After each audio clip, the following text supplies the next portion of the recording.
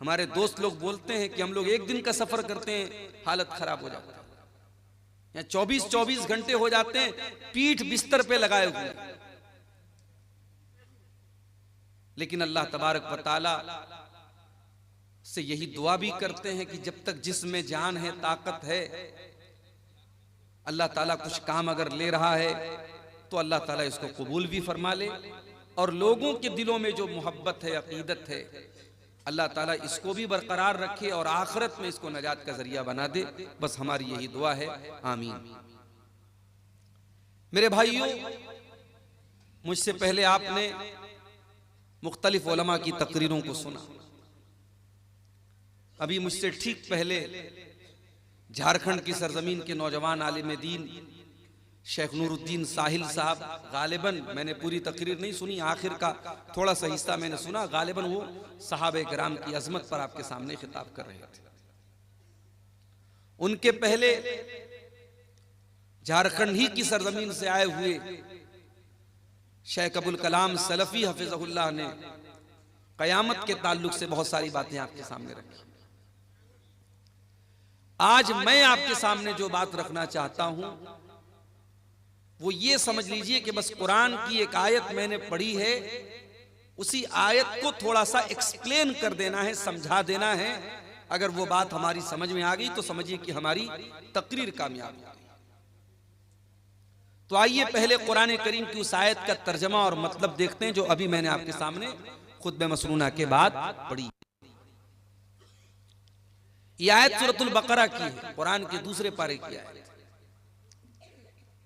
या अय्युहल्लज़ीना आमनू उदखुलू फिस्सिल्मि काफ़्फ़ा,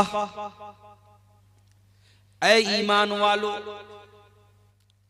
दाखिल हो जाओ, प्रवेश करो, एंट्री करो, फिस्सिल्मि इस्लाम के अंदर। या अय्युहल्लज़ीना आमनू उदखुलू फिस्सिल्मि काफ़्फ़ा, ऐ ईमान वालो तुम इस्लाम के अंदर पूरे के पूरे दाखिल हो जाओ। आप किसी मकान के अंदर दाखिल होते हैं, ऐसा तो नहीं होता कि आपका हाथ मकान के अंदर है और बाकी जिस्म बाहर है, ऐसा तो नहीं होता। आप ऐसा भी नहीं करते किसी मकान के अंदर, किसी बिल्डिंग के अंदर आप दाखिल होते हैं, पैर बिल्डिंग के अंदर है और बाकी बॉडी बाहर है। आप जब भी किसी मकान में प्रवेश करते हैं, किसी घर में दाखिल होते हैं तो पूरे के पूरे दाखिल होते हैं। अल्लाह रब्बुल आलमीन फरमा रहा है उदखुलू फिस्सिल्मि काफ़्फ़ा, ऐ ईमान वालो तुम इस्लाम के अंदर पूरे के पूरे दाखिल हो जाओ। गोया इस्लाम भी एक बिल्डिंग की तरह है, इस्लाम भी एक घर की तरह है, और इस घर में तुम्हें आधा अधूरा नहीं दाखिल होना है, इस घर में तुम पूरे के पूरे दाखिल हो जाओ। वला तत्तबिउ खुतुवातिश शैतान, और ऐ ईमान वालो तुम शैतान के तरीके पर न चलना, शैतान के नक्शे कदम पर न चलना। इन्नहु लकुम अदुव्वुम मुबीन, शैतान तुम्हारा सबसे बड़ा दुश्मन है, खुला हुआ दुश्मन है। वो छुप करके दुश्मनी नहीं कर रहा है, खुल करके दुश्मनी कर रहा है।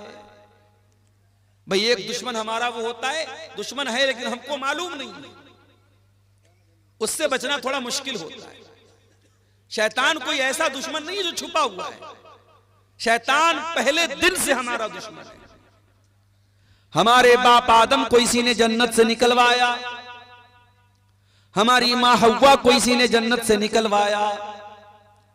हमारे माँ बाप आदम और हव्वा को जिस पेड़ के करीब जाने से अल्लाह ने मना किया था, उस पेड़ को चखने पर इसने मजबूर तो नहीं कह सकते, यानी ऐसा उनको लालच दिलाया, ऐसा बहकाया कि उन्होंने उस पेड़ को खा लिया, उसके फल को खा लिया। जन्नत के अंदर उनके कपड़े बदन से उतर गए, दोनों बरहना हो गए, नंगे हो गए, जन्नत के पत्तों से अपनी शर्मगाहों को ढांपने लगे। शैतान हमारे बाप आदम से लेकर के हमारी माँ हव्वा से लेकर के कयामत तक आने वाले हर इंसान का दुश्मन है। हर उस इंसान का दुश्मन है जो अल्लाह के रास्ते पर चलने वाला है, जो दीन के रास्ते पर चलने वाला है। शैतान का काम ही है हमको बहकाना। शैतान तो वादा करके आया अल्लाह ताला से। शैतान खामोश नहीं बैठा है, शैतान वादा करके आया है।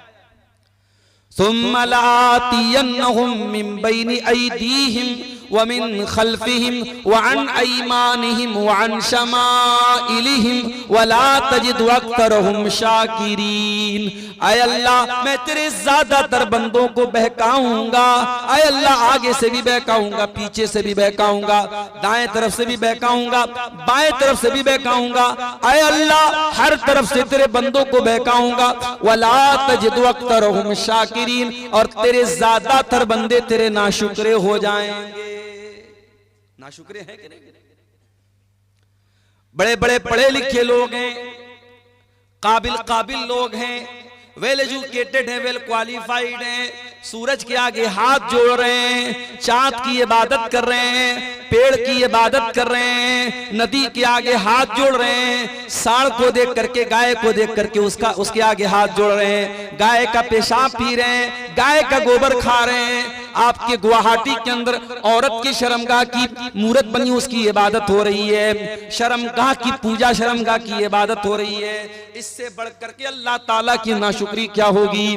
पैदा करने वाला अल्लाह, जिंदगी देने वाला अल्लाह, ऑक्सीजन चलाने वाला, ऑक्सीजन देने वाला अल्लाह, रोजी रोटी का मालिक अल्लाह, और अल्लाह की धरती पर रह करके अल्लाह की ऑक्सीजन में सांसें लेकर के इंसान शर्मगाह की इबादत कर रहा है। इससे बढ़ के नाशुक्री क्या होगी? अभी हमारे उत्तर प्रदेश में 12 साल पर हमारे गैर मुस्लिम भाइयों का एक त्योहार आता है, महाकुंभ के नाम से। अभी वो चल रहा है, बड़ी भीड़ है, अभी ट्रेनों में, रोड पर सफर करना बड़ा मुश्किल है। इलाहाबाद के अंदर, प्रयागराज के अंदर सारे देश भर से संत साधु आए हुए हैं। मीडिया वाले खूब कवरेज दे रहे हैं। उसमें ऐसे भी साधु लोग आते हैं, ऐसे भी बाबा लोग आते हैं। कोई 10 साल से अपना हाथ ऐसे उठाए हुए है और उसी को बहुत बड़ी इबादत समझ रहा है।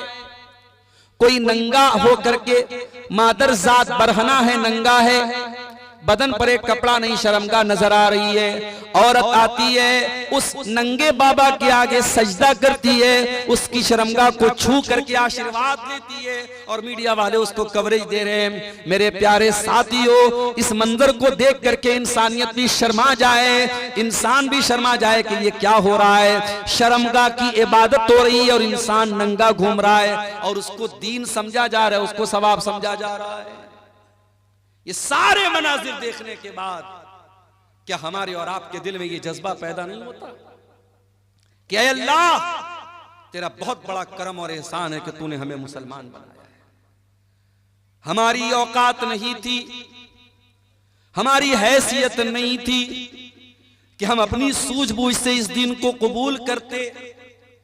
बड़े बड़े दानिश्वर, बड़े बड़े पढ़े लिखे बुद्धिजीवी लोग इसी मुल्क में रहते हैं, इस्लाम कबूल नहीं कर रहे हैं, तौहीद कबूल नहीं कर रहे हैं। ऐ अल्लाह, हम इस बात की गारंटी कैसे ले सकते थे? ये तो तेरा करम है, तूने हमें मुसलमान बनाया है। कभी गौर करना मेरे प्यारे साथी, हमारे अंदर कोई सुरखाब का पर लगा हुआ? अल्लाह ने कौन सी ऐसी खास बात हमारे अंदर देखी, हमको मुसलमान बना दिया? ये बस उसका करम है, उसकी कृपा है, उसकी रहमत है, वरना हम किस लायक है मेरे प्यारे साथी। इसीलिए जन्नती जब जन्नत में जाएंगे तो क्या कहेंगे? वक़ालुल हम्दुलिल्लाहिल्लज़ी हदाना लिहाज़ा वमा कुन्ना लिनहतदिय लौला अन हदानल्लाह। आय अल्लाह, तेरा करम और तेरा शुक्र है, तूने हमको हिदायत की नेमत से नवाजा, इस्लाम की नेमत से नवाजा। आय अल्लाह, अगर तू हमको हिदायत न देता तो हमें ये हिदायत नहीं मिल सकती थी, हम इस हिदायत को नहीं पा सकते थे। आय अल्लाह, तेरा करम है कि तूने हमको हिदायत से नवाजा। ये अल्लाह का बहुत बड़ा एहसान है मेरे प्यारे साथी। इसीलिए 5 टाइम की नमाज में हम बार बार अल्लाह ताला से क्या दुआ करते हैं? इहदिना सिरातल मुस्तकीम, ऐ अल्लाह तू सिरात मुस्तकीम पर हमको चलाना, अपने सीधे रास्ते पर चलाना, इस्लाम के ऊपर चलाना। सिरातल लज़ीना अनअमता अलैहिम, ऐ अल्लाह उनके रास्ते पर चलाना जिनके ऊपर तेरा करम हुआ, तेरा इनाम हुआ। ऐ अल्लाह नबियों के रास्ते पर चलाना, ऐ अल्लाह सिद्दीकीन के रास्ते पर चलाना, ऐ अल्लाह शुहदा के रास्ते पर चलाना, ऐ अल्लाह सालिहीन के रास्ते पर चलाना करो। मेहमान का हक भी अदा करो और अपने शरीर का भी हक अदा करो। सबका हक दो, सबको सबका हक दो। ये है इस्लाम की खूबसूरती और ये है इस्लाम की तालीम। मेरे प्यारे साथियों, वो प्यारा दीन हमें और आपको मिला है, मगर हमने क्या किया? हमने इस इस्लाम को बहुत लिमिटेड बना दिया। मस्जिद के अंदर आए, अल्लाहु अकबर, हाथ कहां बांधा? सीने पर बांधा। क्यों बांधा? अब्दुल गफ्फार साहब नमाज में हाथ कहां बांधना है? अब्दुल गफ्फार साहब ने हदीस पढ़ के सुनाई, अल्लाह के नबी सीने पर हाथ बांधते थे, आपने बराबर सीने पर हाथ बांधा। रुकू में गए, मौलवी साहब जब रुकू में जाएंगे तो पीठ कैसी होगी? मौलवी ने हदीस पढ़ के सुनाई, जब तो रुकू में जाए तो पीठ बिल्कुल बराबर होनी चाहिए, सर के लेवल के बराबर होनी चाहिए, न ऊंची होनी चाहिए न नीची होनी चाहिए। रुकू से उठा, समी अल्लाहु लिमन हमीदा रब्बना वलकल हम्दु हम्दन कसीरन तय्यबन मुबारकन फी। सजदे में गया। मौलवी साहब सजदा करते वक्त कौन कौन सी चीजें जमीन पर होनी चाहिए? मौलवी साहब ने हदीस पढ़ के सुनाई, अल्लाह के प्यारे नबी फरमाते हैं, उमिरतु अन अस्जुदा अला सबती आज़ुम, मुझे हुक्म दिया गया है कि सजदे के अंदर 7 हड्डियां जमीन पर होनी चाहिए। दोनों हाथ जमीन पर होना चाहिए, दोनों पैर का घुटना जमीन पर होना चाहिए, दोनों पैर का पंजा, पैर की जो हथेली है वो जमीन पर होनी चाहिए, और इसी तरीके से माथा और नाक, माथा और नाक दोनों एक में है। ये 7 चीजें सजदे में होनी चाहिए। नमाज में आप मुकम्मल हदीस को फॉलो करें। एक एक मसला पूछ रहे हैं मौलवी साहब। मस्जिद के बाहर निकले, दुकान पर गए, कस्टमर आया, हाजी साहब ये माल, ये कपड़ा, ये सामान कितने का देंगे? हाजी साहब कहते अल्लाह की कसम मुझे 100 का पड़ा है, तू 110 दे दे। वही हाजी साहब जो मस्जिद में नमाज का तरीका मौलवी साहब से हदीस की रोशनी में पूछ रहे थे, जब मार्केट में आए, जब बिजनेस करने आए, जब कारोबार करने आए, तो झूठी कसम खा करके अपने माल की गलत कीमत बता दी। ओ लोगों, तुमने ये क्यों समझ लिया कि इस्लाम तुम्हारे कारोबार पर अप्लाई नहीं होता? इस्लाम कारोबार से बाहर किसी चीज का नाम है। ओ लोगों, इस्लाम एक मुकम्मल साबित हयात का नाम है, इस्लाम एक मुकम्मल लाइफ स्टाइल का नाम है। इस्लाम अगर आपको नमाज पढ़ने का तरीका बताता है तो इस्लाम आपको कारोबार करने का तरीका भी बताता है। जब आप बिजनेस करेंगे, कारोबार करें, अल्लाह के नबी ने फरमाया कि वहां झूठ नहीं बोलना है, वहां धोखाधड़ी नहीं करना है, वहां किसी हराम माल का बिजनेस नहीं करना है। कारोबार करने का भी आपको तरीका बताया गया। यहां तक कि जब आप पेशाब करने जाते हैं, लेटरीन करने जाते हैं, इस्तिंजा कैसे करना है उसका भी तरीका बताया गया। घोड़े और कुत्ते की तरह खड़े होकर के पेट की जिप खोल करके कहीं पर भी पेशाब कर लेना और शर्मगाह को न धुलना, इस्तिंजा न करना, माफ करना, ये मुसलमान का तरीका नहीं है, ये जानवरों का तरीका है, मुसलमान का तरीका नहीं है। हजरत सलमान फारसी रजी अल्लाह ताला अन्हु के पास एक मर्तबा यहूदी आए और यहूदियों ने आकर के मजाक उड़ाते हुए कहा कि ऐ सलमान फारसी, तुम्हारे नबी ने तो तुम्हें सब कुछ सिखाया है, तो ये भी सिखाया होगा पेशाब कैसे किया जाए, पाखाना कैसे किया जाए। कहा कि हाँ ए यहूदियों, हमारे नबी ने पेशाब और पाखाना करने का तरीका भी हमको बताया है। अमरना अल्लाह नस्तकबिल क़िबलत वला नस्तदबिरहा, हमारे नबी ने हमें हुक्म दिया है जब इस्तिंजा करने बैठे तो किबला की तरफ, पश्चिम की तरफ ना चेहरा करें ना पीठ करें। और हमारे नबी ने हमको मना किया कि 3 से कम ढेले के जरिए इस्तिंजा ना करें। और हमारे नबी ने मना किया कि हम गोबर या हड्डी से इस्तिंजा ना करें। ये 3 हुक्म हमारे नबी ने तो हमें पेशाब और पाखाना करने का दिया है। गोया यहूदी तो मजाक उड़ाने के लिए आए थे, मगर सलमान फारसी ने जवाब दे दिया कि ऐ यहूदियों, तुम सही कह रहे हो, हमारे नबी ने हमारे लिए कोई चीज नहीं छोड़ी। हमारे नबी ने हमें पेशाब और पाखाना करने का तरीका भी हमको बताया। शादी हो गई आपकी, बीवी के पास आपको मिलने जाना है। हो सकता है ये टॉपिक दुनिया के लिए बहुत अजीब व गरीब टॉपिक हो, इस टॉपिक पर बात करना है गुनाह माना जाता हो, लेकिन इस्लाम इस टॉपिक पर भी बात करता है। और बीवी से मिलने के वो तरीके जो नाजायज और हराम हैं, इस्लाम उनसे मना करता है। आज हमारे नौजवानों में गंदी फिल्मों के जरिए, पॉर्न मूवीज के जरिए बहुत सारे गलत तरीके बीवी से मिलने के राइज हो चुके हैं। आज इसकी भी जानकारी करने की जरूरत है कि मियां बीवी के ताल्लुकात के सिलसिले में इस्लाम क्या कहता है। बहुत सारे गलत और नाजायज तरीके राइज हो चुके हैं और हमारे नौजवानों में जो बहुत सारे तरीके ऐसे मशहूर हो चुके हैं शहवत पूरी करने के जो हराम और नाजायज है। कोई अपने हाथों से अपनी शहवत को बर्बाद कर रहा है, अपने शरीर को बर्बाद कर रहा है, और कोई शादीशुदा इंसान अपनी बीवी के साथ जो नेचुरल तरीका है उससे हट करके गैर फितरी तरीके से, जानवरों से भी बदतर जो तरीका है, उस तरीके के साथ अपनी बीवी के पास जाता है। मेरे प्यारे साथियों, इस्लाम ने बीवी से मिलने के आदाब भी हमको बताए हैं। अल्लाह के नबी फरमाते हैं, इज़ा अता अहदुकुम अहलहु, जब तुम में से कोई अपनी बीवी के पास जाए तो मुलाकात करने से पहले ये दुआ पढ़े, बिस्मिल्लाह अल्लाहुम्मा जन्निबना शैतान व जन्निबिश शैतान मा रज़क़तना। ये दुआ पढ़ने के बाद अपनी बीवी के पास जाए अल्लाह के नाम से, ऐ अल्लाह तू हमें शैतान से बचा और हमारी पैदा होने वाली औलाद को भी तू शैतान से बचा। अल्लाह के प्यारे नबी फरमाते हैं, अगर कोई ये दुआ पढ़ने के बाद बीवी से मुलाकात करेगा, अगर औलाद पैदा होगी, अगर अल्लाह ने मुकद्दर में औलाद लिखी है, तो शैतान उस औलाद को नुकसान नहीं पहुंचाएगा। बड़ी छोटी सी दुआ है, लेकिन आज हमें से बहुत सारे लोग बड़े दीनदार हैं, मगर ये छोटी छोटी बातें हैं। मेरे प्यारे साथियों, इस्लाम तो हमें बीवी से मिलने के आदाब भी हमको बताता है।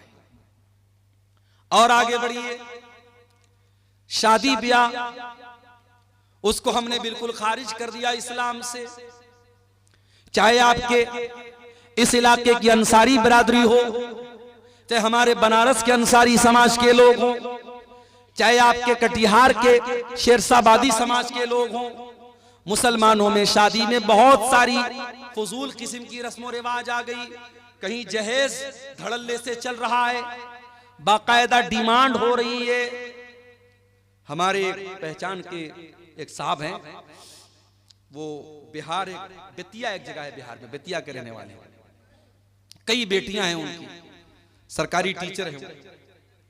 तो एक मर्तबा उनकी किसी बेटी का रिश्ता लगा, तो मैंने पूछा कि मास्टर साहब आपकी बेटी का जो रिश्ता लगा है लड़का क्या करता है? तो कहा कि लड़का राजगीर का काम करता है, जो मकान वगैरह बनता है मिस्त्री का काम करता है। तो जाहिर है मिस्त्री का काम करता है तो एक लेबर क्लास का ही काम है, कोई बहुत हाई फाई काम तो नहीं है। तो उन्होंने कहा, रोते हुए कहा, बड़े दर्द के साथ कहा कि मौलाना साहब राजगीर का काम करता है वो लड़का, लेकिन 5 लाख रुपए की डिमांड किया है उसने जहेज। क्या कहेंगे आप? जितना क्वालिफाइड दामाद है उसी के हिसाब से डिमांड हो रही है, और जहेज मांगने वाला भी पक्का मुसलमान और जहेज देने वाला भी पक्का मुसलमान। मेरे प्यारे साथियों, नबी के दौर में हजारों शादियां हुई, नबी ने 11-11 शादियां की, नबी ने 4 बेटियों की शादी की, सहाबे किराम ने निकाह किया, न वहां बारात था, न वहां जहेज था, न वहां मंगनी की रस्म थी, न वहां हल्दी की रस्म थी, बड़े सिंपल तरीके से निकाह हो जाता था। हमारे यहाँ आज शादी ब्याह में पूरा का पूरा सिस्टम ही गड़बड़ है, बस एक काम सुन्नत के मुताबिक होता है, बल्कि वो भी सुन्नत के मुताबिक नहीं होता है। निकाह पढ़ाने के लिए हम मौलवी साहब को बुलाते हैं और मौलवी साहब बेचारे आते हैं और बाकायदा लड़का के पास निकाह कबूल कराने के पहले लड़की के पास जाते हैं और लड़की से कबूल करवाते हैं। हमारे बनारस में भी ये रिवाज है, मैं तो कई बार तकरीरों में बोल चुका हूं कि भाई लड़की के पास काजी साहब मौलवी साहब को जाकर के कबूल करवाने की कोई जरूरत नहीं है।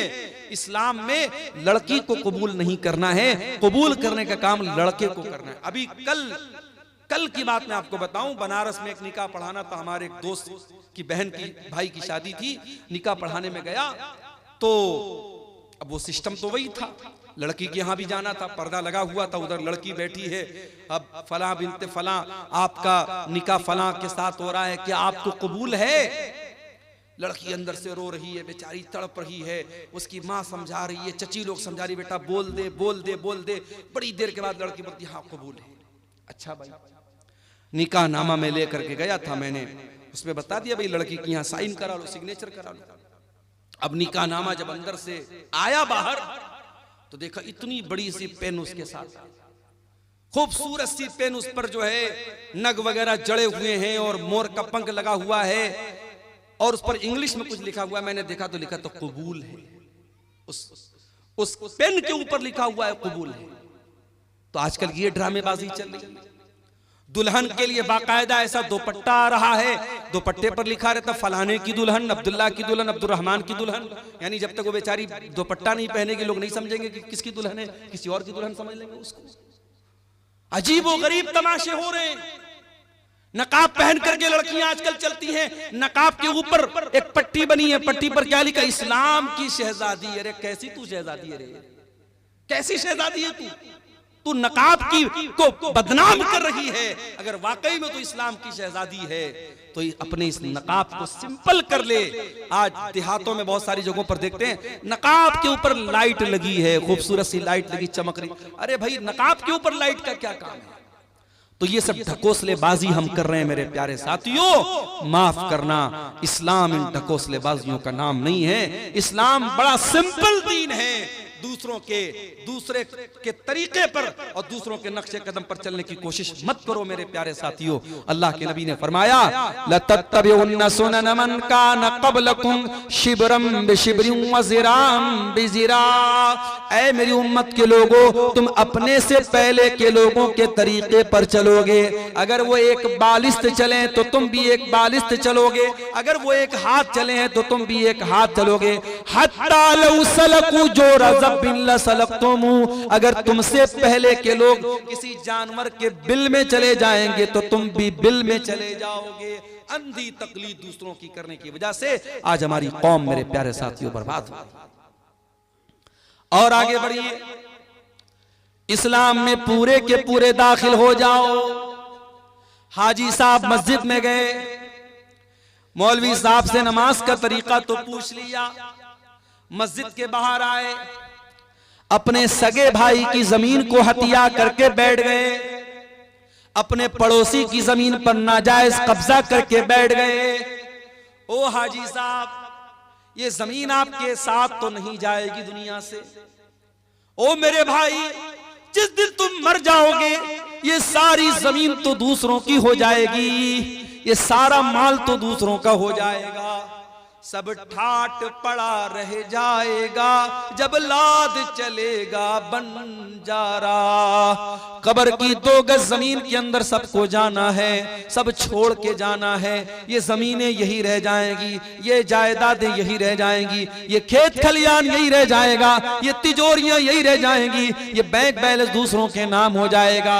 मेरे प्यारे साथियों, जब आप कब्र के अंदर जाएंगे, जितने भी नेक हो, जितने भी नमाजी हों, जितने भी दीनदार हों, ये कब्र आपको दबोचेगी, ये कब्र आपको पकड़ेगी, ये कब्र आपको के ऊपर तंग हो जाएगी।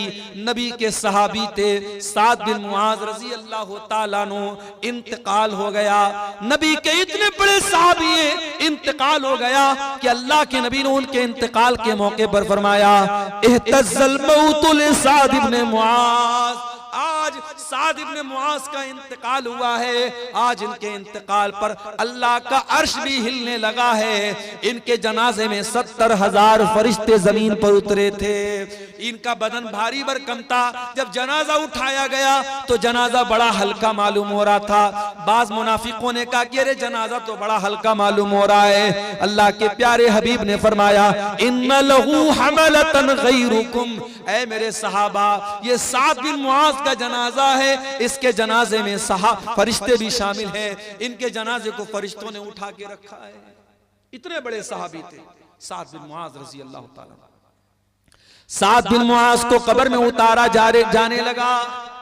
सहाबे किराम भी साइड में खड़े हैं, अल्लाह के प्यारे नबी भी कब्र के पास खड़े हैं। जब जनाजे को कब्र में उतारा जाने लगा, अचानक अल्लाह के नबी के चेहरे की रंगत बदल गई। अल्लाह के नबी के चेहरे पर डर तारी हो गया, आपके चेहरे पर खौफ तारी हो गया और आपने 3 मरतबा फरमाया, सुबहान अल्लाह, सुबहान अल्लाह, सुबहान अल्लाह, अल्लाहु अकबर, अल्लाहु अकबर, अल्लाहु अकबर। आपने 3 मरतबा तकबीर पढ़ी, 3 मरतबा तस्बीह पढ़ी। सहाबा ने भी तस्बीह पढ़ी, सहाबा ने भी तकबीर पढ़ी। सहाबा ने कहा, अल्लाह के नबी क्या बात है, आप क्यों घबराए से लग रहे हैं, क्यों आप 3 मरतबा तस्बीह पढ़ रहे हैं, क्यों आप 3 मरतबा तकबीर पढ़ रहे हैं। आपने फरमाया, ऐ मेरे सहाबा, तज़ायक़ाला साहिबिकुम अल कब्र, तुम्हारे इस साथी की कब्र इनके ऊपर तंग हो गई।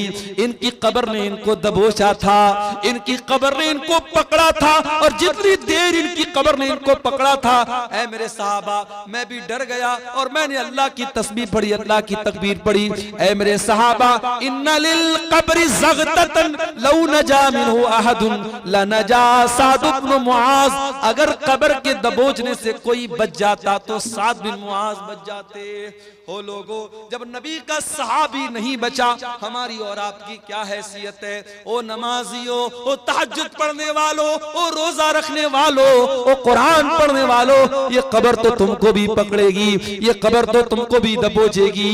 ओ लोगो, उस कब्र की जिंदगी के बारे में कभी सोचो, कभी उसकी तैयारी करो। ये नाजायज की जायदादें, ये नाजायज जमीनें, ये नाजायज दौलत दूसरे लेके चले जाएंगे, दूसरे मौज मस्ती करेंगे और तुम कब्र में उसकी सजा झेलोगे। ये कोई फायदे का सौदा नहीं, ये घाटे का सौदा है मेरे साथ। हराम कमाई ला करके दूसरों की जिंदगी बना रहे हो और अपनी आखिरत बर्बाद कर रहे हो। भाई भाई की जमीन पर कब्जा कर रहा है, पड़ोसी पड़ोसी की जमीन पर कब्जा कर रहा है। अल्लाह के नबी फरमाते हैं, ओ लोगों, कान खोल करके सुन लो, मैं एक इंसान हूं, मेरा फैसला गलत भी हो सकता है।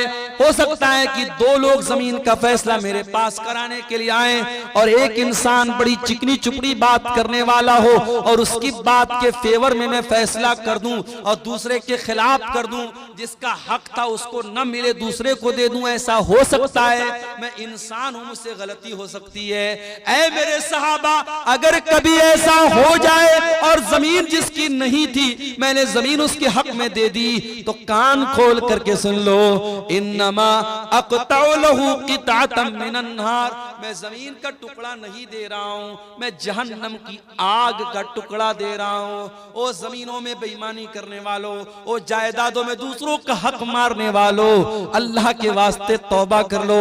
ये जमीनें तुम्हारे साथ कब्र में नहीं जाएंगी, ये जायदादें तुम्हारे साथ कब्र में नहीं जाएंगी। ये बड़े घाटे का सौदा है। कल कयामत के दिन अल्लाह के पास जाओगे, जिसकी जमीन को हड़पा था, जिसकी जायदाद पर नाजायज कब्जा किया था, जिसके खेत पर नाजायज कब्जा किया था, जिसकी जमीन पर नाजायज कब्जा किया था, वो आकर के कहेगा, आय अल्लाह, ये मेरा पड़ोसी है, ये मेरा भाई है, ये मेरा रिश्तेदार है, आय अल्लाह, इसने मेरी जमीन को नाजायज तरीके से हड़प लिया था।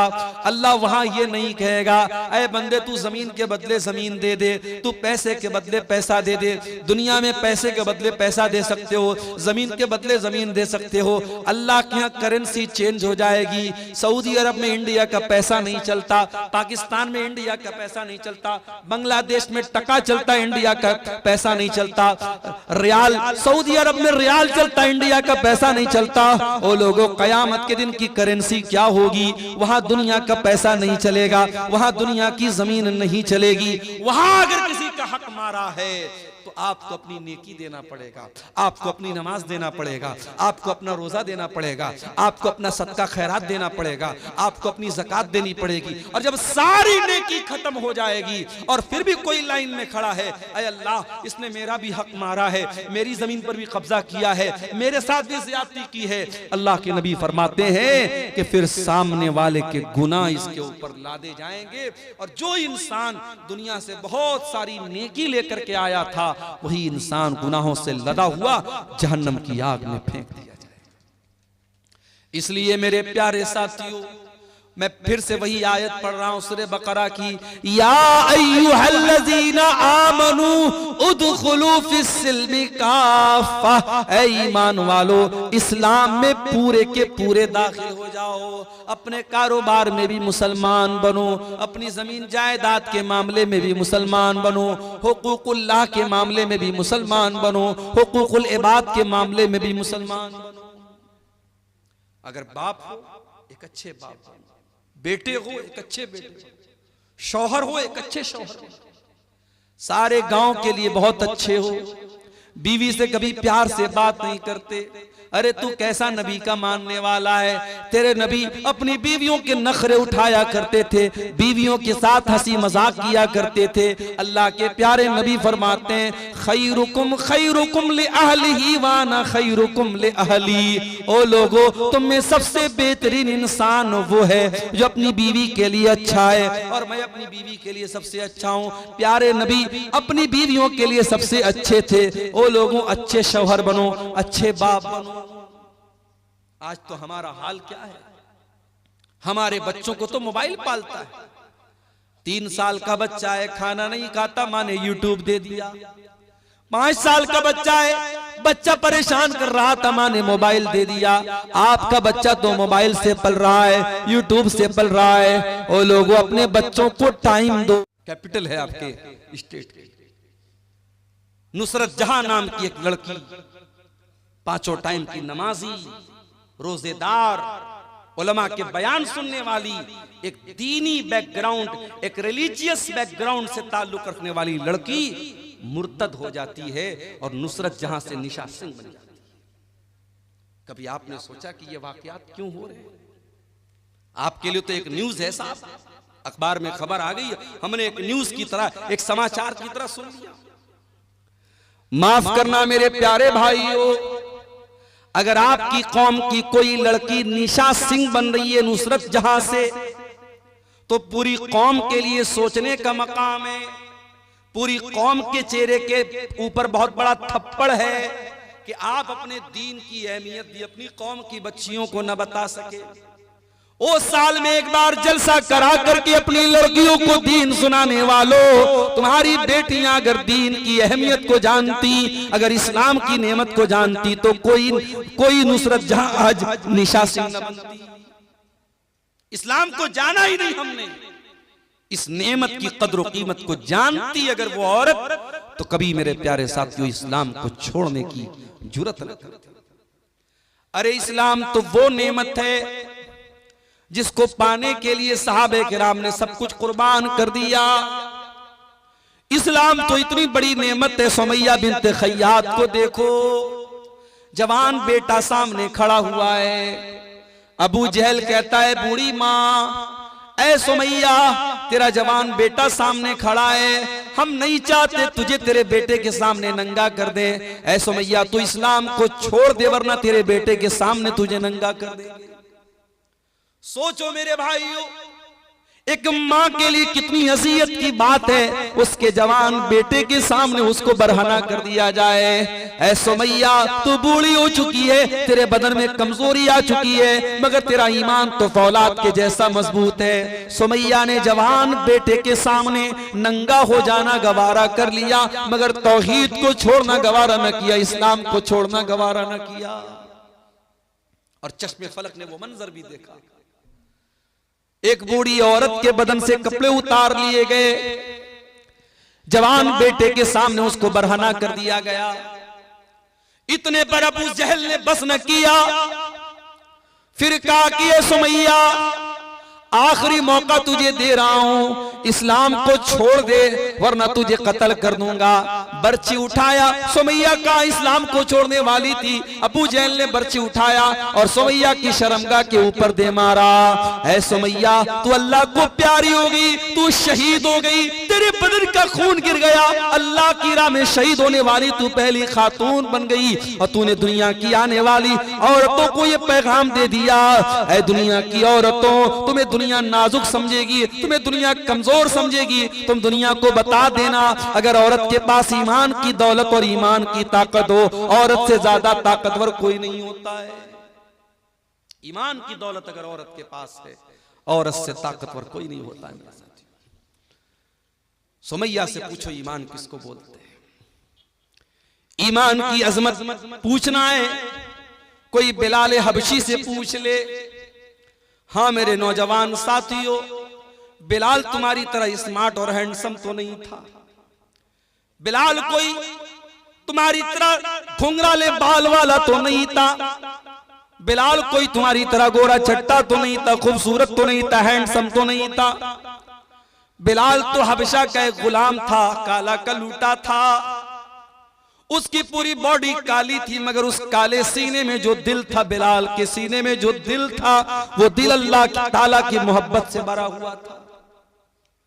ओ दुनिया वालों, तुमने तो जब भी देखा है लोगों की सूरतों को देखा है, लोगों के चेहरों को देखा है, आओ तुम्हें बिलाल की सीरत भी दिखाते हैं। बिलाल काले हैं, बिलाल का बदन काला है, और बिलाल के काले बदन को उनका मालिक अरब के तपते हुए सहरा पर लिटा देता है। नीचे गरम गरम बालू है, नीचे गरम गरम रेत है, और बिलाल के सीने पर गरम पत्थर भी रख देता है। बिलाल के सीने की चर्बी भी पिघल रही है और बिलाल की पीठ भी पिघल रही है। और बिलाल का मालिक कहता है, उमैया बिन खल्फ कहता है, ऐ बिलाल, तेरे सीने की चर्बी को पिघलाना हमें अच्छा नहीं लगता, तुझे टॉर्चर देना हमें अच्छा नहीं लगता। ऐ बिलाल, हम तुझे टॉर्चर करना बंद कर देंगे, बस एक शर्त है, तू अल्लाह की तौहीद को छोड़ दे और हमारे 360 माबूदों का इकरार कर ले। हमारे साथ तू भी शिर्क का नारा लगा दे और ला इलाहा इल्लल्लाह की आवाज तू निकालना बंद कर दे। बिलाल, हम तुझे तकलीफ देना छोड़ देंगे। बिलाल की जबान से आवाज नहीं निकल रही, बिलाल कुछ कहने की पोजीशन में नहीं है, मगर उस गर्म पत्थर के नीचे और उस तपते हुए सहरा में लेटे हुए बिलाल की जबान से एक लफ्ज सुनाई देता है। बिलाल कहते हैं, अहद अहद अहद, मैं जिस अल्लाह की इबादत करता हूँ वो एक है, वो यकता है, वो अकेला है, मैं एक अल्लाह की इबादत करने वाला हूँ। ऐ उमैया बिन खल्फ, तू लाख मेरे सीने पर गरम पत्थर रख दे, तू लाख मेरे बदन की चमड़ी को जला डाले, ऐ उमैया बिन खल्फ, बिलाल अल्लाह ताला की तौहीद को छोड़ने वाला नहीं है। अहद अहद, मेरा अल्लाह एक है, मेरा माबूद एक है, मेरा रब एक है। ओ लोगों, इस्लाम वो नेमत है जिसकी हिफाजत की खातिर बिलाल के सीने की चर्बी पिघल गई, मगर बिलाल ने इस तौहीद को नहीं छोड़ा। ये शहादत गए उल्फत पे कदम रखना है। लोग आसान समझते हैं मुसलमान, हमने तो ये समझा मुसलमान के घर में पैदा हो गए, अब्बा ने अब्दुल्ला नाम रख दिया, अब्दुल रहमान नाम रख दिया, लड़के थे तो खतना करा दिया, बड़े हुए टोपी लगाने लगे, लुंगी पहनने लगे, बड़े का गोश्त खाने लगे। हमने तो इन चीजों को मुसलमानों की पहचान बना डाली। ओ लोगों, इस्लाम इतना आसान तो नहीं है। ये तो शहादत गए उल्फत में कदम रखना है। लोग आसान समझते हैं मुसलमान होना, लोग आसान समझते हैं मुसलमान होना। इस्लाम ये फूलों की सेज नहीं है मेरे प्यारे साथियों, ये कांटों भरा रास्ता है। इस्लाम पर चलते हुए कदम कदम पर ऐसे मौके आएंगे जब आपको अपनी ख्वाहिशात का गला घोटना पड़ेगा, अपनी इच्छाओं को मारना पड़ेगा, अपनी डिजायर्स को खत्म करना पड़ेगा, तब जाकर के आप अल्लाह ताला की जन्नत को पा सकते हैं। इस्लाम में पूरे के पूरे दाखिल, इस्लाम में अधूरे दाखिल मत होना। इस्लाम वो दीन है जो अल्लाह ताला का इकलौता पसंदीदा दीन है। इस्लाम के आने के बाद अब कोई और दीन अल्लाह ताला क्या स्वीकार्य नहीं होगा, एक्सेप्टेबल नहीं होगा, कबूल नहीं किया जाएगा। अल्लाह कुरान में कहता है इन्नद्दीन इंदल्लाहिल इस्लाम, अल्लाह ताला के यहाँ अगर कोई दीन कबूल होगा तो इस्लाम होगा। अल्लाह फरमाता है वमन यब्तगी गैरल इस्लाम दीनन फलन युक़बल मिन्हु व हुवा फिल आखिरति मिनल खासिरीन। तुम इस्लाम को छोड़ करके कोई और मजहब लेकर के आओगे, तुम जितनी भी नेकी का पहाड़ लेके आ जाओ, अगर इस्लाम के अलावा कोई और मजहब लेकर के आओगे कबूल नहीं किया जाएगा। दुनिया के और मजहब में अल्लाह को खुश करना है, शादी नहीं कर सकते। बड़े बड़े ईसाइयों के गिरजाघरों में चले जाओ, वहां आपको ऐसी औरतें मिलेंगी जिनको नन कहा जाता है। ये नन वो औरतें होती हैं जो जिंदगी भर शादी नहीं करती हैं, जो अपने आप को चर्च के लिए खास कर लेती हैं। उनका अकीदा ये होता है अगर अल्लाह ताला को राजी करना है, खुश करना है, तो हम शादी नहीं करेंगे, हम शौहर के पास नहीं जाएंगे, हम सारी जिंदगी चर्च में रहेंगे। उनको नन कहा जाता है। ये अकीदा है ईसाइयों का। हमारे हिंदू भाइयों क्या एक अकीदा है, अगर आपको ईश्वर को प्रसन्न करना है, अल्लाह को खुश करना है, तो आपको ब्रह्मचारी बनना पड़ेगा, दुनिया को त्यागना पड़ेगा, पत्नी से दूर रहना पड़ेगा, बच्चों से दूर रहना पड़ेगा, दुनिया को मोह माया समझ करके दुनिया को त्याग देना होगा, दुनिया को छोड़ देना होगा। जरा सोचो मेरे प्यारे साथियों, अगर ये तसव्वुर इस्लाम का भी होता तो कितनी परेशानी होती। आए अल्लाह तेरा शुक्र है तूने हमें मुसलमान बनाया और इस्लाम जैसा दीन हमको दिया जिसमें दुनिया को त्यागने का, दुनिया को छोड़ने का हुक्म नहीं दिया गया। बल्कि कुरान में अल्लाह हमको दुआ सिखाता है कि ऐ मेरे बंदो ये दुआ पढ़ा करो, रब्बना आतिना फिद दुनिया हसना व फिल आखिरति हसना व क़िना अज़ाबन नार। ऐ परवरदिगार हमारी दुनिया को भी अच्छा बना दे, हमारी आखिरत को भी अच्छा बना दे और हमें जहन्नम की आग से तू बचा ले। ये कुरान की सबसे जामे दुआ है और ये वो दुआ है मेरे प्यारे साथियों। अगर आपने कभी हज किया होगा, कभी उम्रा किया होगा, जब आप तवाफ करते हैं खाने काबा का तो हजर अस्वद और रुकन यमानी के बीच में इस दुआ को पढ़ते हैं। ये इतनी प्यारी दुआ है मेरे साथी। अल्लाह के प्यारे नबी एक दुआ पढ़ा करते थे, किया करते थे, अल्लाहुम्मा अस्लिह ली दीनी अल्लज़ी हुवा इस्मतु अमरी।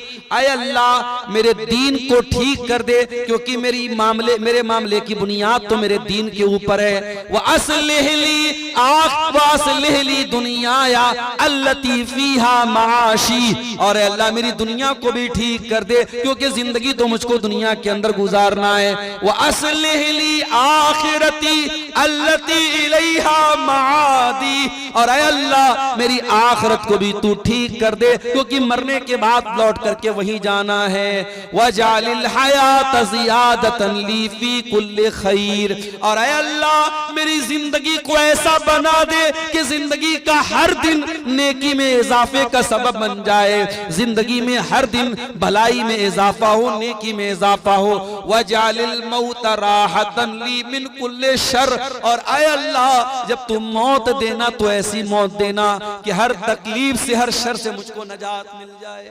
ये बड़ी जामे दुआ है। अल्लाह के प्यारे नबी ये दुआ पढ़ा करते थे। तो हमें ये दुआ सिखाई गई मेरे साथ। हमारे नबी ने शादी भी की, एक साथ आपकी 9 बीवियां थी, सबका हक आप अदा करते थे। आपके कुछ सहाबा ने जब शादी ना करने का इरादा कर लिया, मिसाल के तौर पर एक सहाबी थे, उनका नाम था उस्मान बिन मज़ून रज़ी अल्लाह ताला अन्हु। उन्होंने ये तय कर लिया कि मैं शादी ही नहीं करूंगा। यहां तक कि उन्होंने ये तय कर लिया कि वो अपने टेस्टिकल्स को निकलवा देंगे, अपने खुशियतैन को निकलवा देंगे, यानी मर्द रहने के काबिल ही नहीं रहेंगे, मर्दानगी खत्म कर देंगे, शादी के काबिल ही नहीं बचेंगे। यहां तक उन्होंने इरादा कर लिया। भाई उस जमाने में नसबंदी नहीं होती थी, मेडिकल साइंस का जमाना नहीं था। तो जैसे हम जानवरों को देखते हैं कि जानवरों को खस्सी कर दिया जाता है ताकि फिर जानवर पैदावार बढ़ाने के काबिल न बचे, तो हजरत उस्मान बिन मज़ून ने खस्सी करने का अपने आप को इरादा कर लिया कि मैं इस लायक ही न बचूं कि मैं शादी कर सकूं। अल्लाह के नबी को पता चला, आपने उस्मान बिन मज़ून को बुलवाया। और मैं यहां पर यह वजाहत कर दूं कि ये वो उस्मान नहीं है जो अल्लाह के नबी के दामाद थे, वो दूसरे उस्मान है। ये गलतफहमी मत पाल लीजिएगा। वो उस्मान बिन अफ़्फ़ान थे जो नबी के दामाद थे, ये दूसरे हैं। इनका नाम उस्मान बिन मज़ून था, इनके अब्बा का नाम मज़ून था। ये अल्लाह के नबी के पास आए, नबी ने पूछा क्या है उस्मान, मुझे ऐसा ऐसा पता चला है। कहा अल्लाह के नबी सही पता चला है। आपने फरमाया कि ऐ उस्मान, अतब तकी रहबानियतन, क्या तुम ये चाहते हो कि इस्लाम को छोड़ करके तुम रहबानियत अपना लो? ऐ उस्मान, मेरे दीन के अंदर रहबानियत नहीं है। ऐ उस्मान, मैं अल्लाह का नबी हूं, लेकिन कान खोल करके सुन लो। उमिर तो अनामा व अकूमा, मुझे अल्लाह ने हुक्म दिया है मैं रात में आराम भी करता हूं और रात में नमाज भी पढ़ता हूं। व असूमा व उफ्तिर, मैं रोजा भी रखता हूं और कभी कभी रोजा नहीं भी रखता हूं, मैं कंटिन्यू नफिल रोजा नहीं रखता हूं। और अल्लाह ने मुझको हुक्म दिया है मैं निकाह भी करता हूं, मेरी बीवियां भी हैं, और यही मेरा तरीका है। फमन रगीबा अन सुन्नती फलैसा मिन्नी, जो मेरे तरीके से हटेगा उसका मुझसे कोई ताल्लुक नहीं है। इस्लाम इतना प्यारा दीन है, रडुआ बन करके कोई जिंदगी गुजारे, कोई शादी न करे, कोई बगैर जोड़े के रहे, इस्लाम की तालीम नहीं है। इस्लाम हुक्म देता है अपने लड़कों और लड़कियों की शादी कराओ। कोई लड़का, कोई मर्द बगैर बीवी के न रहे, कोई औरत बगैर शौहर के न रहे। ये इस्लाम की तालीम है मेरे प्यारे। और आगे बढ़िए, अल्लाह के नबी के एक सहाबी हैं, नाम नोट कर लो, अब्दुल्ला बिन अमर बिन आस। नबी के सहाबा में 4 अब्दुल्ला बहुत मशहूर हैं। नहीं मालूम के दुआ वालों को शायद, उलमा को शायद पता है, बल्कि यकीनन पता होगा। अवाम की बात अगर कहूं, रात रात भर तकरीर सुनने वालों को भी नहीं पता होगा। नबी के सहाबा में 4 अब्दुल्ला बहुत फेमस है, बहुत मशहूर हैं। अब्दुल्ला बिन उमर, अब्दुल्ला बिन मसूद, अब्दुल्ला बिन अमर बिन आस और अब्दुल्ला बिन अब्बास। ये 4 अब्दुल्ला बहुत मशहूर है साहबा। इनको अबादिले अरबा कहा जाता है, 4 अब्दुल्ला। इसमें से एक सहाबी अब्दुल्ला बिन अमर बिन आस हैं, वो भी सहाबी, उनके अब्बा भी सहाबी, बाप भी सहाबी, बेटा भी सहाबी। हजरत अब्दुल्ला बिन अमर बिन आस बहुत बड़े सहाबी हैं, बहुत नेक इंसान है, रात रात भर नमाज पढ़ने वाले इंसान है, दिन में कंटिन्यू नफिल रोजा रखने वाले इंसान है। उनकी शादी हो गई। शादी के कुछ दिनों के बाद जब बहू को ससुर ने देखा कि बहू न बालों में कंघी कर रही है, न चेहरे पर पानी फेर रही है, चेहरा भी अजीब सा बना हुआ है, बाल भी बिखरे पड़े हैं, तो ससुर ने बहू से पूछा कि क्या बात है, ऐसी तूने हालत क्यों बना के रखी है? भाई ससुर को तो पर्दा नहीं करना है ना। अच्छा, ससुर आ गया तो बहू क्या करती है, जल्दी से अपने चेहरे पर घूंघट डाल देती। ससुर आ गया और देवर आ गया तो तब कभी नहीं घूंघट डालती। देवर से पर्दा नहीं है, जेठ से पर्दा नहीं है, ससुर से पर्दा है। ये अजीब व गरीब सिस्टम हमारे यहाँ है। जबकि ससुर तो गैर महरम नहीं है, महरम है वो। ससुर बाप के दर्जे में, अगर ससुर के सामने घूंघट नहीं भी डालेगी, अगर सीने पर दुपट्टा है तो भी चलेगा, लेकिन देवर से तो पर्दा करना है। देवर से पर्दा नहीं करेगी, ससुर से करेगी। तो यहां बहू को देखा ससुर ने कि बहू का चेहरा बड़ा उतरा हुआ है। कहा है मेरी बच्ची क्या बात है, नई नवेली दुल्हन तो बड़ा सज संवर करके रहती है, क्या बात है, तेरे बाल क्यों बिखरे पड़े हैं, तेरा चेहरा क्यों बिखरा पड़ा है, क्या बात है। कहा है अब्बा जान, आपका बेटा तो रात में नमाज पढ़ता है, दिन में रोजा रखता है, आपके बेटे को बीवी से कोई मतलब ही नहीं है। हजरत अम्र बिन आस समझ गए क्या मसला है, डायरेक्ट बेटे को बोलना मुनासिब नहीं समझा। अल्लाह के रसूल सल्लल्लाहु अलैहि वसल्लम के पास आए, अरे अल्लाह के नबी मेरे बेटे की नई नई शादी हुई है और ये हाल है, बीवी का हक अदा नहीं कर रहा है, बीवी के पास भी नहीं जाता है, रात रात भर नमाज पढ़ता है, दिन में रोजा रखता है। आपने बुलाया हजरत अब्दुल्ला को, आए अब्दुल्ला अलम उखबर अन्नका तक़ूमुल लैल व तसूमुन नहार, आए अब्दुल्ला मुझे पता चला है तुम रात रात भर नमाज पढ़ते हो, क्या सही खबर है? हाँ अल्लाह के नबी सही बात है। आए अब्दुल्ला मुझे पता चला है तुम दिन में कंटिन्यू रोजा रखते हो, क्या सही खबर है? हाँ अल्लाह के नबी सही खबर है। आए अब्दुल्ला कल तक अकेले थे, आज शादी हो चुकी है, बीवी तुम्हारे घर आ चुकी है। अय अब्दुल्ला कान खोल करके सुन लो, देखो मुझे देखो, मैं नमाज भी पढ़ता हूँ और रात में आराम भी करता हूँ, मैं रोजा भी रखता हूँ और कभी कभी रोजा नहीं भी रखता हूँ, मैं कंटिन्यू नफिल रोजा नहीं रखता हूँ और मैंने निकाह भी किया है। अय अब्दुल्ला इन्ना लिअयनिका अलैका हक्का व इन्ना लिज़ौजिका अलैका हक्का व इन्ना लिरब्बिका अलैका हक्का।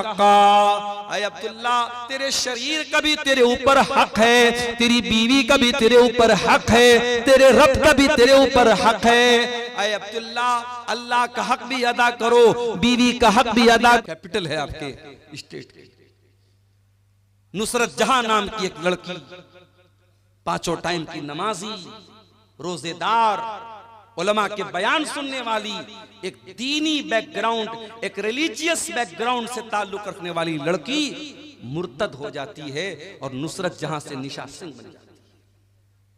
कभी आपने सोचा कि ये वाकयात क्यों हो रहे हैं?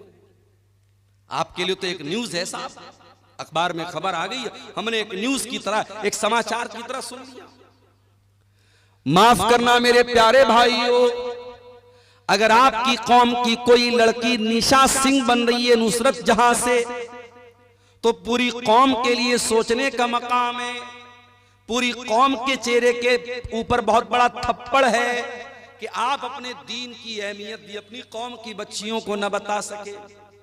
ओ साल में एक बार जलसा करा करके अपनी लड़कियों को दीन सुनाने वालों, तुम्हारी बेटियां अगर दीन की अहमियत को जानती, अगर इस्लाम की नेमत को जानती, तो कोई नुसरत जहां आज निशा सिंह न बनती। इस्लाम को जाना ही नहीं हमने, इस नेमत की कद्र कीमत को जानती अगर वो औरत, तो कभी मेरे प्यारे साथियों इस्लाम को छोड़ने की जुर्रत न करती। अरे इस्लाम तो वो नेमत है जिसको पाने के लिए सहाबे किराम ने सब कुछ कुर्बान कर दिया। इस्लाम तो इतनी बड़ी नेमत है, सुमैया बिन्त खय्यात को देखो, जवान बेटा सामने खड़ा हुआ है, अबू जहल कहता है बूढ़ी माँ, ऐ सुमैया तेरा जवान बेटा सामने खड़ा है, हम नहीं चाहते तुझे तेरे बेटे के सामने नंगा कर दे, ऐ सुमैया तू इस्लाम को छोड़ दे वरना तेरे बेटे के सामने तुझे नंगा कर देंगे। सोचो मेरे भाइयों, एक माँ के लिए कितनी हसीयत की बात है, उसके जवान बेटे के सामने उसको बरहना कर दिया जाए। ऐ सुमैया तू बूढ़ी हो चुकी है, तेरे बदन में कमजोरी आ चुकी है, मगर तेरा ईमान तो फौलाद के जैसा मजबूत है। सुमैया ने जवान बेटे के सामने नंगा हो जाना गवारा कर लिया, मगर तौहीद को छोड़ना गवारा न किया, इस्लाम को छोड़ना गवारा न किया। और चश्मे फलक ने वो मंजर भी देखा, एक बूढ़ी औरत के बदन से कपड़े उतार लिए गए, जवान बेटे के सामने उसको बरहना कर दिया गया। इतने पर अबू जहल ने बस न किया, फिर कहा कि ये सुमैया आखिरी मौका तुझे दे रहा हूं, इस्लाम को छोड़ दे वरना तुझे कत्ल कर दूंगा। बर्ची उठाया, सुमैया का इस्लाम को छोड़ने वाली थी। अबू जहल ने बर्ची उठाया और सुमैया की शर्मगाह के ऊपर दे मारा। ऐ सुमैया, तू अल्लाह को प्यारी हो गई, तू शहीद हो गई, तेरे बदन का खून गिर गया, अल्लाह की राह में शहीद होने वाली तू पहली खातून बन गई और तूने दुनिया की आने वाली औरतों को ये पैगाम दे दिया, ऐ दुनिया की औरतों, तुम्हें दुनिया नाजुक समझेगी, तुम्हें दुनिया कमजोर समझेगी, तुम दुनिया को बता देना अगर औरत के पास ईमान की दौलत और ईमान की ताकत हो, औरत से ज्यादा ताकतवर कोई नहीं होता है।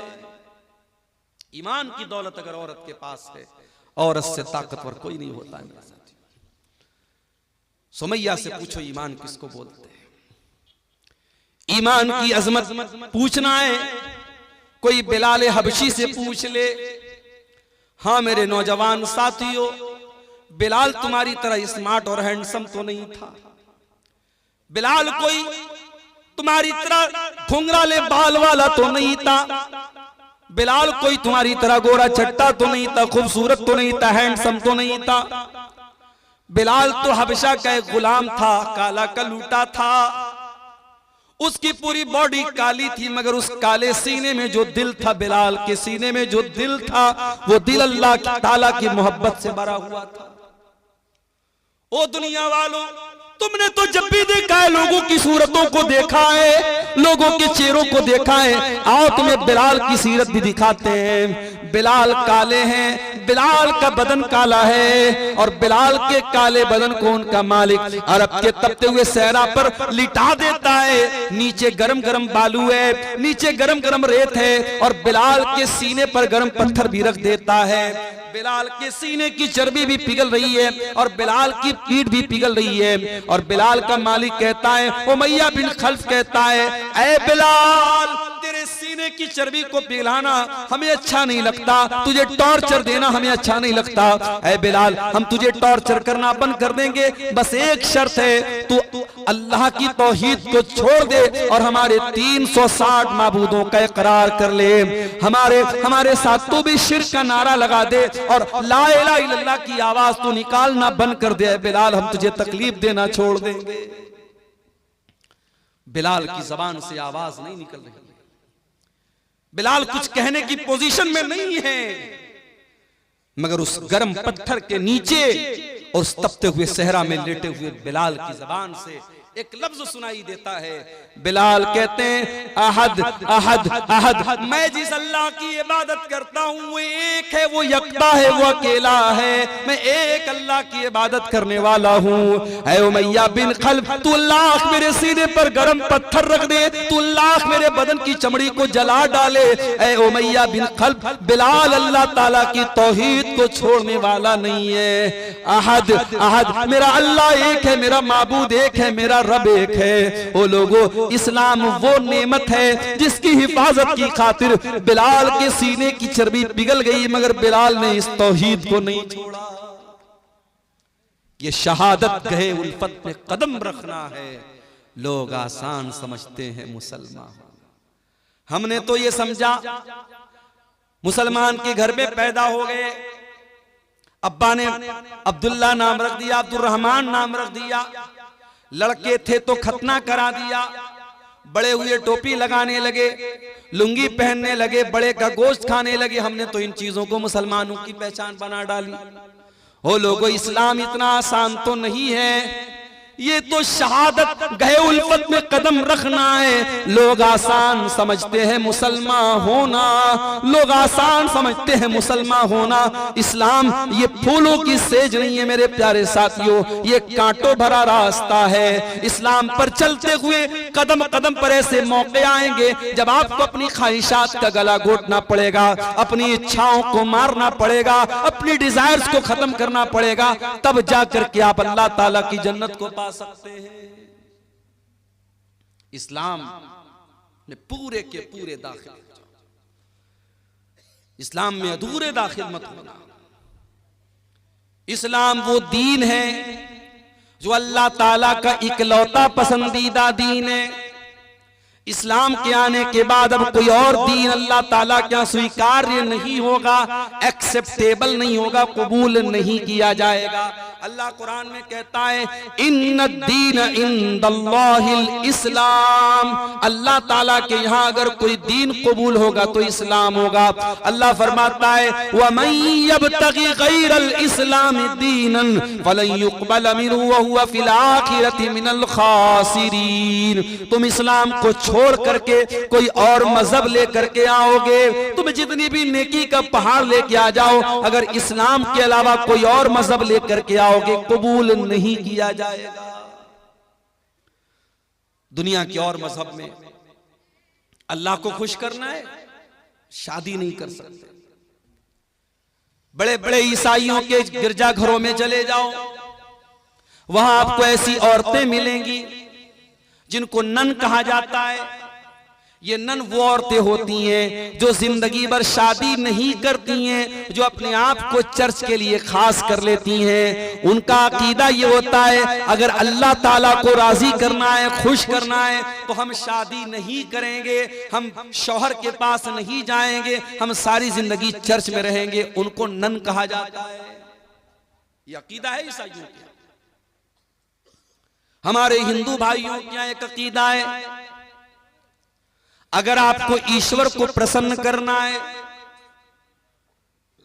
अल्लाह को खुश करना है, तो आपको ब्रह्मचारी बनना पड़ेगा, दुनिया को त्यागना पड़ेगा, पत्नी से दूर रहना पड़ेगा, बच्चों से दूर रहना पड़ेगा, दुनिया को मोह माया समझ करके दुनिया को त्याग देना होगा, दुनिया को छोड़ देना होगा। जरा सोचो मेरे प्यारे साथियों, अगर ये तसव्वुर इस्लाम का भी होता तो कितनी परेशानी होती।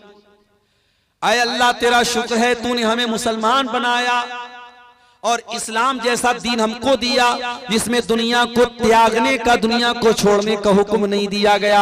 बल्कि कुरान में अल्लाह हमको दुआ सिखाता है कि ऐ मेरे बंदो ये दुआ पढ़ा करो, रब्बना आतिना फिद दुनिया हसना व फिल आखिरति हसना व क़िना अज़ाबन नार। ऐ परवरदिगार हमारी दुनिया को भी अच्छा बना दे, हमारी आखिरत को भी अच्छा बना दे और हमें जहन्नम की आग से तू बचा ले। ये कुरान की सबसे जामे दुआ है और ये वो दुआ है मेरे प्यारे साथियों।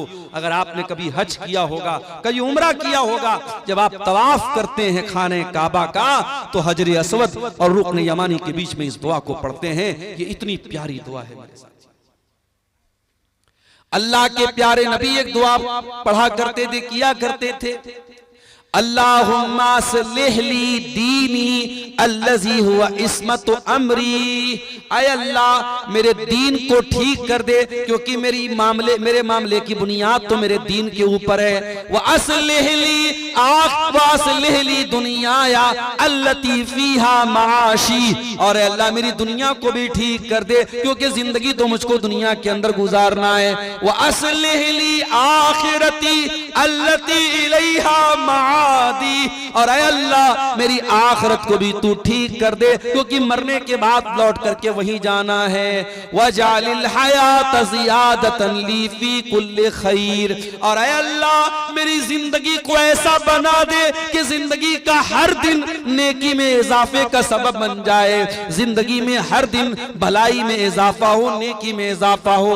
वजालिल मौत राहतन ली मिन कुल्ली शर, और ऐ अल्लाह जब तुम मौत देना तो ऐसी मौत देना कि हर तकलीफ से, हर शर से मुझको नजात मिल जाए। ये बड़ी जामे दुआ है। अल्लाह के प्यारे नबी ये दुआ पढ़ा करते थे, तो हमें ये दुआ सिखाई गई मेरे साथ। हमारे नबी ने शादी भी की, एक साथ आपकी 9 बीवियां थी, सबका हक आप अदा करते थे। आपके कुछ सहाबा ने जब शादी ना करने का इरादा कर लिया, मिसाल के तौर पर एक सहाबी थे, उनका नाम था उस्मान बिन मज़ून रज़ी अल्लाह ताला अन्हु। उन्होंने ये तय कर लिया कि मैं शादी ही नहीं करूंगा, यहां तक कि उन्होंने ये तय कर लिया कि वो अपने टेस्टिकल्स को निकलवा देंगे अपने खुशियतैन को निकलवा देंगे, यानी मर्द रहने के काबिल ही नहीं रहेंगे, मर्दानगी खत्म कर देंगे, शादी के काबिल ही नहीं बचेंगे। यहां तक उन्होंने इरादा कर लिया। भाई उस जमाने में नसबंदी नहीं होती थी, मेडिकल साइंस का जमाना नहीं था। तो जैसे हम जानवरों को देखते हैं कि जानवरों को खस्सी कर दिया जाता है ताकि फिर जानवर पैदावार बढ़ाने के काबिल न बचे, तो हजरत उस्मान बिन मज़ून ने खस्सी करने का अपने आप को इरादा कर लिया कि मैं इस लायक ही न बचूं कि मैं शादी कर सकूं। अल्लाह के नबी को पता चला, आपने उस्मान बिन मज़ून को बुलवाया। और मैं यहां पर यह वजाहत कर दूं कि ये वो उस्मान नहीं है जो अल्लाह के नबी के दामाद थे, वो दूसरे उस्मान है। ये गलतफहमी मत पाल लीजिएगा। वो उस्मान बिन अफ़्फ़ान थे जो नबी के दामाद थे, ये दूसरे हैं। इनका नाम उस्मान बिन मज़ून था, इनके अब्बा का नाम मज़ून था। ये अल्लाह के नबी के पास आए, नबी ने पूछा क्या है उस्मान, मुझे ऐसा ऐसा पता चला है। कहा है अल्लाह के नबी, सही पता चला है। आपने फरमाया कि ऐ उस्मान, अतब तकी रहबानियतन, क्या तुम ये चाहते हो कि इस्लाम को छोड़ करके तुम रहबानियत अपना लो? ऐ उस्मान, मेरे दीन के अंदर रहबानियत नहीं है। ऐ उस्मान, मैं अल्लाह का नबी हूं, लेकिन कान खोल करके सुन लो। उमिरतु अन अनामा व अकूमा, मुझे अल्लाह ने हुक्म दिया है मैं रात में आराम भी करता हूं और रात में नमाज भी पढ़ता हूं। व असूमा व उफ्तिर, मैं रोजा भी रखता हूं और कभी कभी रोजा नहीं भी रखता हूं, मैं कंटिन्यू नफिल रोजा नहीं रखता हूं। और अल्लाह ने मुझको हुक्म दिया है मैं निकाह भी करता हूं, मेरी बीवियां भी हैं, और यही मेरा तरीका है। फमन रगीबा अन सुन्नती फलैसा मिन्नी, जो मेरे तरीके से हटेगा उसका मुझसे कोई ताल्लुक नहीं है। इस्लाम इतना प्यारा दीन है, रडुआ बन करके कोई जिंदगी गुजारे, कोई शादी न करे, कोई बगैर जोड़े के रहे, इस्लाम की तालीम नहीं है। इस्लाम हुक्म देता है अपने लड़कों और लड़कियों की शादी कराओ। कोई लड़का, कोई मर्द बगैर बीवी के न रहे, कोई औरत बगैर शौहर के न रहे, ये इस्लाम की तालीम है। और आगे बढ़िए, अल्लाह के नबी के एक सहाबी हैं, नाम नोट कर लो, अब्दुल्ला बिन अमर बिन आस। नबी के सहाबा में 4 अब्दुल्ला बहुत मशहूर हैं। नहीं मालूम के दुआ वालों को शायद, उलमा को शायद पता है, बल्कि यकीनन पता होगा। अवाम की बात अगर कहूं, रात रात भर तकरीर सुनने वालों को भी नहीं पता होगा। नबी के सहाबा में 4 अब्दुल्ला बहुत फेमस है, बहुत मशहूर हैं। अब्दुल्ला बिन उमर, अब्दुल्ला बिन मसूद, अब्दुल्ला बिन अमर बिन आस और अब्दुल्ला बिन अब्बास। ये 4 अब्दुल्ला बहुत मशहूर है साहबा। इनको अबादिले अरबा कहा जाता है, 4 अब्दुल्ला। इसमें से एक सहाबी अब्दुल्ला बिन अमर बिन आस हैं, वो भी सहाबी, उनके अब्बा भी सहाबी, बाप भी सहाबी, बेटा भी सहाबी।